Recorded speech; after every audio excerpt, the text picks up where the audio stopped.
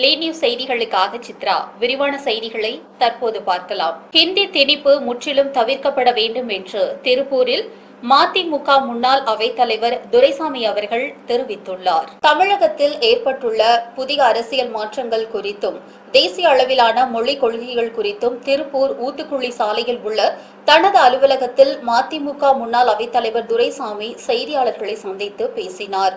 அப்போது தமிழகத்தின் புதிய முதலமைச்சராக பொறுப்பேற்றுள்ள தமிழக வெற்றிக் கழகத்தின் தலைவர் விஜய் அவர்களுக்கு தனது வாழ்த்துக்களை தெரிவித்துக் கொள்வதாகவும் அவர் தெரிவித்தார். மொழி கொள்கை குறித்து பேசிய அவர் மத்திய அரசின் ஹிந்தி திணிப்பு நடவடிக்கைகளுக்கு கடும் எதிர்ப்பும் தெரிவித்தார்.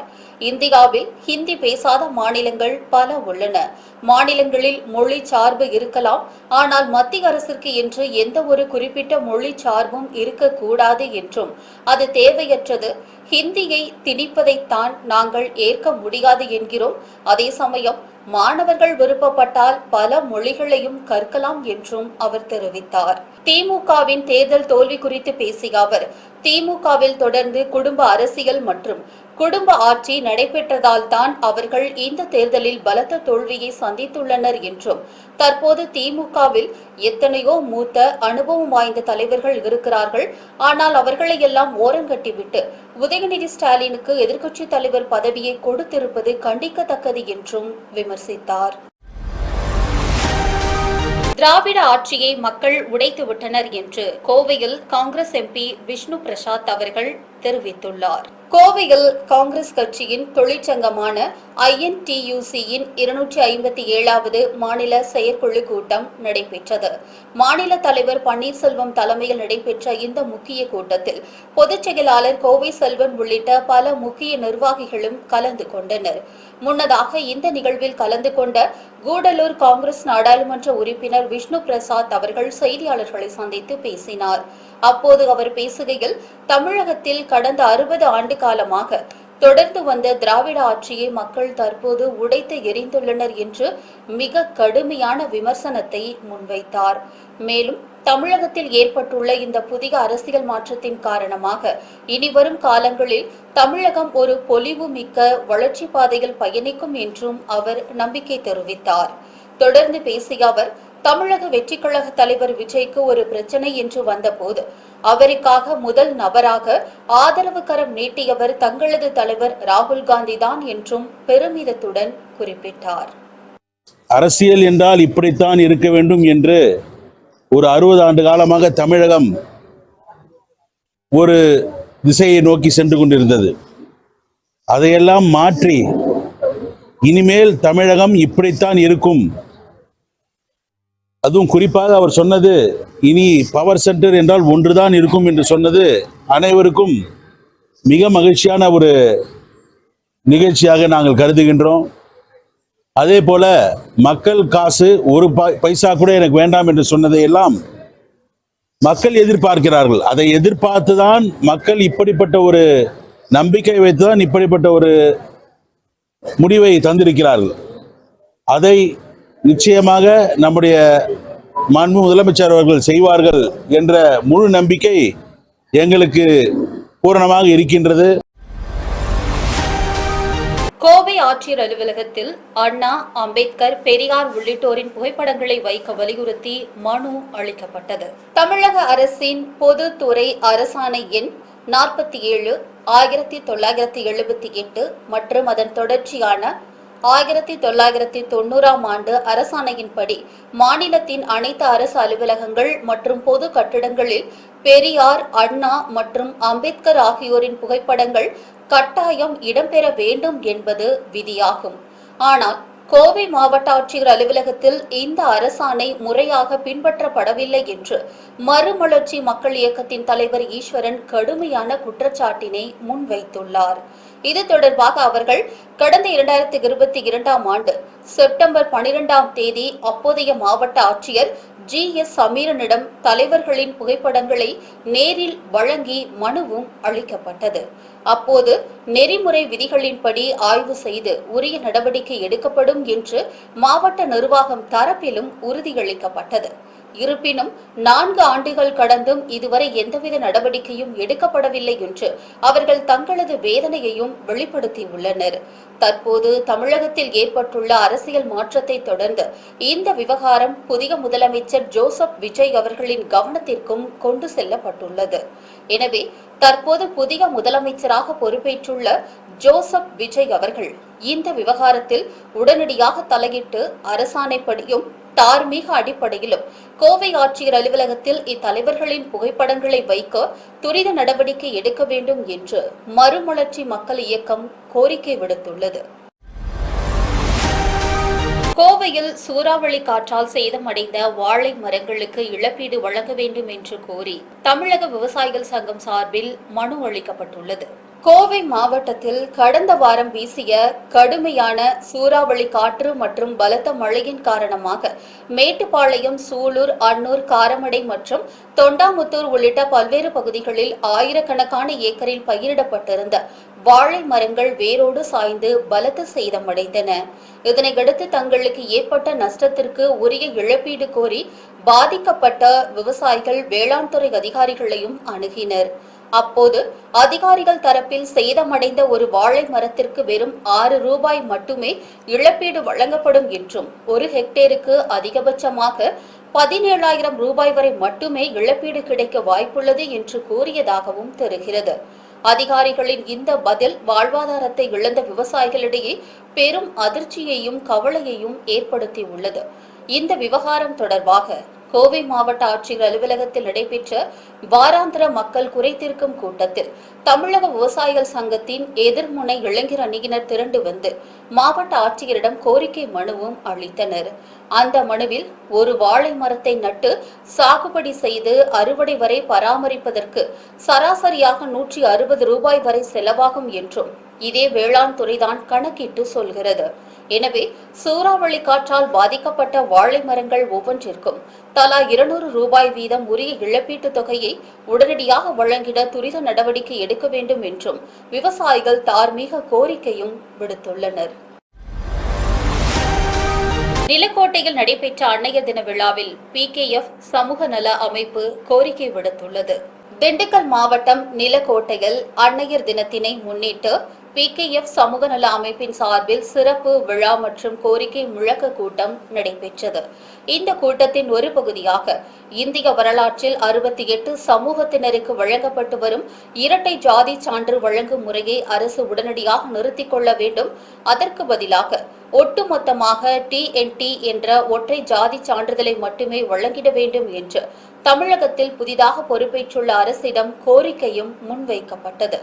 இந்த கூட்டத்தில் பிரம்மலை கள்ளர் கூட்டமைப்பின் ஆன்மீக பிரிவு மாநில செயலாளர் ஆனந்தன், வாகனர் ஓட்டுநர் பிரிவு மாநில செயலாளர் மணிகண்டன், மாநில இளைஞரணி பொறுப்பாளர் தமிழரசன் உள்ளிட்ட முக்கிய நிர்வாகிகள் மற்றும் சமூக நல அமைப்பினர் பலரும் கலந்து கொண்டு தங்களது ஆதரவினை வெளிப்படுத்தினர். கோவை உள்ளிட்ட தமிழகத்தின் முக்கிய நகரங்களில் ரஷ்ய கல்வி கண்காட்சி 2026 நடைபெற உள்ளது. இது மருத்துவம் படிக்கும் கனவுகளோடு இருக்கும் மாணவர்களுக்கு கை கொடுக்கும் விதமாக அமையும். இந்திய மாணவர்களின் மருத்துவ கனவை மிக குறைந்த செலவில் நிறைவேற்றும் வகையில் 2026-27 கல்வி ஆண்டிற்கான அகில இந்திய ரஷ்ய கல்வி கண்காட்சி 2026 தமிழகத்தின் முக்கிய நகரங்களில் நடைபெற உள்ளது. ரஷ்ய அரசிற்கு சொந்தமான 7 முன்னணி உயர்கல்வி நிறுவனங்கள் நேரடியாக பங்கேற்கும் இக்கண்காட்சியில் இந்திய மாணவர்களுக்காக 10,000 MBBS இடங்கள் ஒதுக்கீடும் செய்யப்பட்டுள்ளன. MBBS மற்றும் இதர படிப்புகளுக்கான நேரடி சேர்க்கை நடைபெறும் இக்கண்காட்சிக்கு அனுமதி முற்றிலும் இலவசமாகும். மதுரையில் மே 12ஆம் தேதி ஹோட்டல் ராயல் கோர்ட்டில் நடைபெறும் இந்த கண்காட்சி நாளை திருச்சியில் ஹோட்டல் ஃபெமினாவிலும், மே 14ஆம் தேதி சேலம் GRD ஹோட்டல் ஜிபேவிலும், கோவையில் மே 15ஆம் தேதி ஹோட்டல் தி கிராண்ட் ரீஜென்டிலும் நடைபெற உள்ளது. கூடுதல் விவரங்களுக்கு மாணவர்கள் 9282221221 என்ற எண்ணை தொடர்பு கொள்ளலாம். இக்கண்காட்சியில் MBBS மட்டுமல்லாது பயோடெக்னாலஜி, செயற்கை நுண்ணறிவு மற்றும் தரவு அறிவியல் போன்ற வளர்ந்து வரும் நவீன பொறியியல் மற்றும் தொழில்நுட்ப படிப்புகளும் வழங்கப்படுகின்றன. வரும் செப்டம்பர் 2026 தொடங்கவிருக்கும் புதிய கல்வியாண்டில் சேர விரும்பும் மாணவர்கள் தங்களின் முறையான ஆவணங்களுடன் இக்கண்காட்சியில் பங்கேற்று பயன்பெறலாம் என்றும் அறிவிக்கப்பட்டுள்ளது. முக்கியமாக கோயம்புத்தூரில் மே 15 கிராண்ட் ரெஜென்ட் இதே ஹோட்டலில் காலையில் 10 இருந்து 5 மணி இருக்கும். Entrance free. அதில் ஏதாவது உங்களுக்கு டவுட் இருந்தால் எங்களோட கான்டாக்ட் நம்பர்ஸும் கொடுத்துருக்கோம். ரஷ்யாவில் எம்பிபிஎஸ்ன்றது ஒரு 6 வருஷம் கோர்ஸு. +2ல் 50% எடுத்து நீட் குவாலிஃபை இருக்க எந்த ஒரு மாணவரும் ரஷ்யாவில் உள்ள கல்லூரிகளுக்கு நிச்சயமாக போகலாம். ரஷ்ய கல்லூரிகள் நம்ம நேஷனல் மெடிக்கல் கவுன்சில் அதனுடைய எல்லா லேட்டஸ்ட் நார்ம்ஸையும் ஃபாலோ பண்ணுறாங்க. இன்க்ளூடிங் மொத்தம் 6 வருட கோர்ஸும் இங்கிலீஷ் மீடியமில் இருக்கணும். படித்து முடித்த உடனே ரஷ்யாலே ப்ராக்டிஸ் பண்ணுறதுக்கு உண்டான லைசன்ஸை வாங்கணும். கிளினிக்கல் ட்ரைனிங் 1 இயர் கோர்ஸுக்குள்ளே இருக்கணும். இது ரஷ்யா ஒரே ஒரு நாடு இந்த ரூல்ஸ் எல்லாத்தையும் ஃபாலோ பண்ணுறாங்க. இன்றைக்கி கிட்டத்தட்ட 35,000 ஸ்டூடெண்ட்ஸ்க்கு மேலே ரஷ்யாவில் படிச்சுட்டு இருக்காங்க. கோவையில் அதிமுகவின் செயலாளர் அனைத்து பொறுப்புகளிலிருந்தும் விலகுவதாக அறிவித்துள்ள அறிக்கை கோவையில் உள்ள அரசியல் வட்டாரத்தில் பரபரப்பினை ஏற்படுத்தியுள்ளது. கோவை மாவட்டம் அதிமுகவில் நிலவி வரும் உட்கட்சி விவகாரங்களுக்கு மத்தியில் அக்கட்சியின் மிக முக்கிய நிர்வாகிகளில் ஒருவரான சூலூர் வடக்கு ஒன்றிய கழக செயலாளர் VP கந்தவேல் கட்சியின் அடிப்படை உறுப்பினர் உள்ளிட்ட அனைத்து பொறுப்புகளிலிருந்தும் அதிரடியாக விலகியுள்ளார். இது தொடர்பாக அவர் வெளியிட்டுள்ள அதிகாரப்பூர்வ அறிக்கையில் பல்வேறு முக்கிய காரணங்களையும் அவர் குறிப்பிட்டுள்ளார். அவரது அறிக்கையில் புரட்சி தலைவர் MGR மற்றும் புரட்சி தலைவி அம்மா அவர்களால் கட்டி காக்கப்பட்ட இந்த இயக்கத்தில் இத்தனை காலம் ஒரு உண்மை தொண்டனாக பணியாற்றி உள்ளேன். கடந்த சட்டமன்ற தேர்தலில் எனக்கு வேட்பாளர் வாய்ப்பு மறுக்கப்பட்ட போதிலும் அதை பற்றி கவலைப்படாமல் கட்சியின் வெற்றிக்காக களத்தில் தீவிரமாக உழைத்தேன் என்றும் அவர் குறிப்பிட்டுள்ளார்.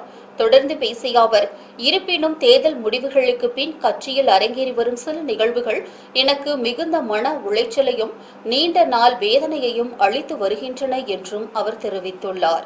கட்சியிலிருந்து விலகினாலும் வரும் காலங்களில் பொதுமக்களின் ஆதரவோடு தொடர்ந்து தீவிரமாக பொதுப்பணியில் ஈடுபட போவதாகவும் VP கந்தவேல் தனது அறிக்கையில் உறுதிபட கூறியுள்ளார். நீண்ட நாட்களாக புதர்மண்டி கிடந்த சட்டமன்ற அலுவலகத்தை தாவேகாவைச் சேர்ந்த நிர்வாகிகள் சீரமைத்து வருகின்றனர். திண்டுக்கல் மாவட்டம் நிலக்கோட்டை சட்டமன்ற தொகுதி அலுவலகம் கடந்த நீண்ட நாட்களாக பராமரிப்பின்றி உட்புறம் மற்றும் வெளிப்புறங்களில் செடி கொடிகள் வளர்ந்து புதர் மண்டி காணப்பட்டது.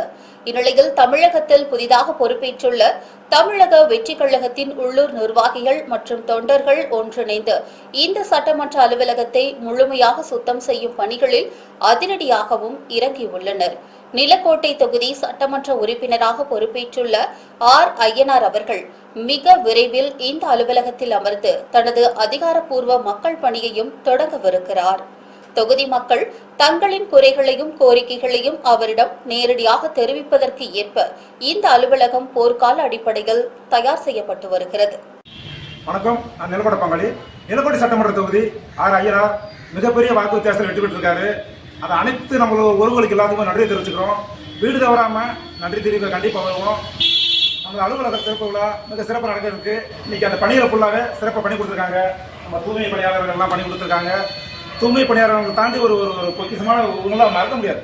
நம்ம தலைவர் சொன்ன மாதிரி தூய்மை பணியாளர் தாண்டி இன்னும் வேற ஒரு பேர் வச்சு கூப்பிடணும். அந்த மாதிரி ஒரு ஊரில் போயிட்டு இருக்கு. நிலக்கோட்டை தொகுதி ஒரு சிறப்பான வளர்ச்சி திட்டத்தை கொண்டு வரதுக்கு ஐயனார் ரெடியாக இருக்காரு. நமது ஒன்றிய செயலாளர் ராஜா அவர்கள் நிறையா நிற்கிறாரு.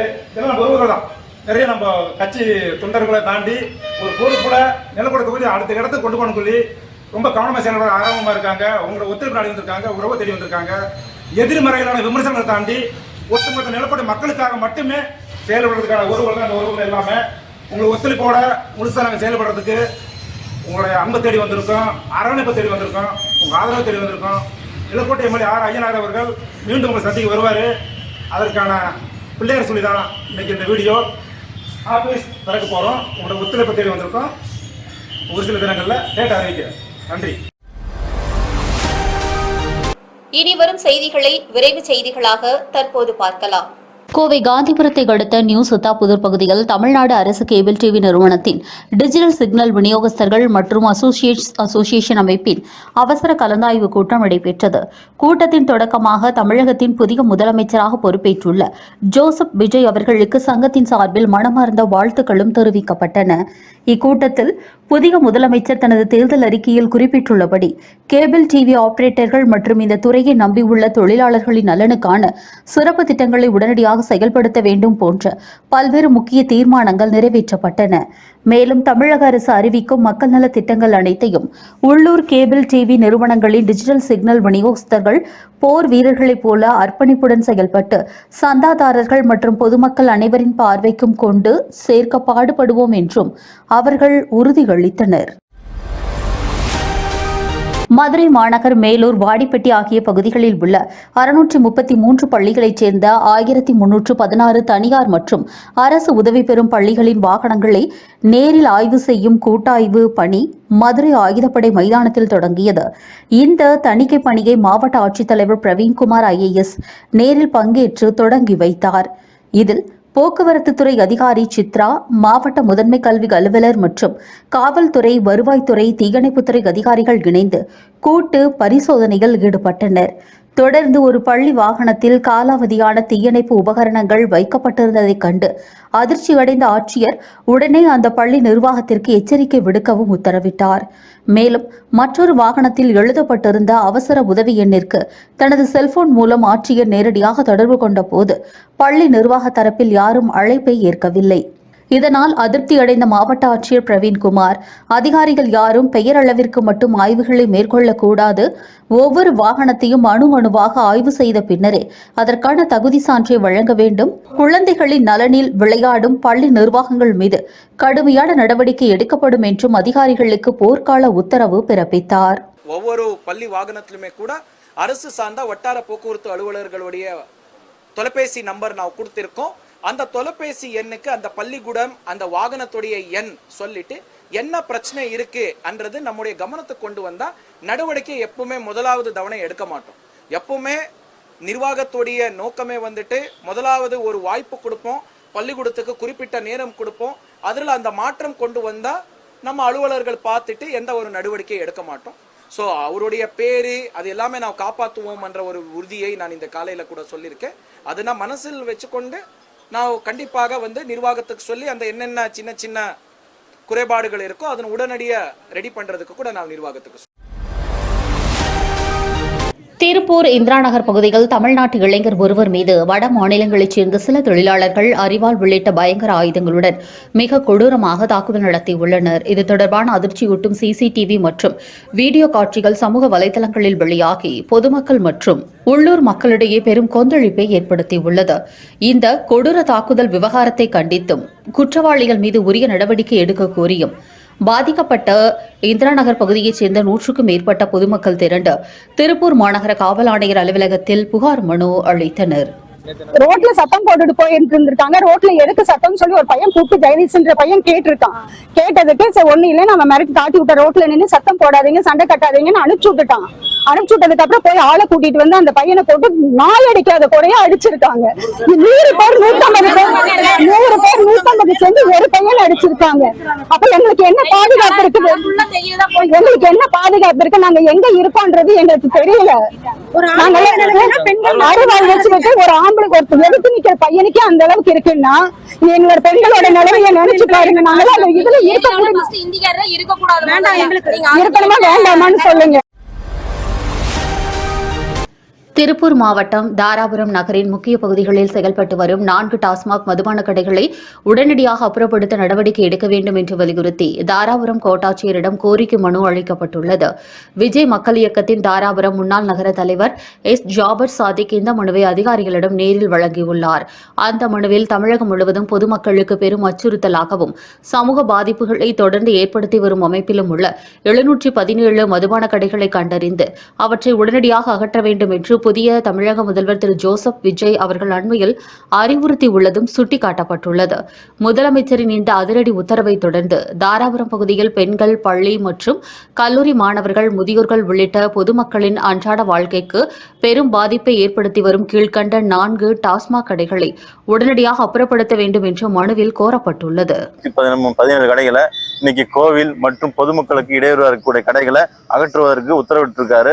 அது சமயத்தில் இன்னைக்கு தாராபுரம் கோட்டாட்சியரை சந்திச்சு தாராபுரம் முக்கியமான பகுதியான பேருந்து நிலையத்துக்கு எதிர் இருக்கிற கடை மற்றும் அமராவதி ரவுண்டான ரமணா ஹாஸ்பிட்டலுக்கு எதிர்க்க கடை மற்றும் என்என்பேட்டை வீதியில மக்களுக்கு ரொம்ப இடையூறாக இருக்கக்கூடிய அந்த டாஸ்மாக் கடை, 5 கார்னர் கடை, இந்த 4 கடையை அகற்றி பொதுமக்கள் நிம்மதியாக வாழ்வதற்கு இந்த அகற்றி மக்கள் நிம்மதியாக வாழ்றதுக்கு வழிவகுக்கணும்னு சொல்லி தாராபுரம் கோட்டாட்சியரை சந்திச்சு மனு கொடுத்துருக்குறோம்.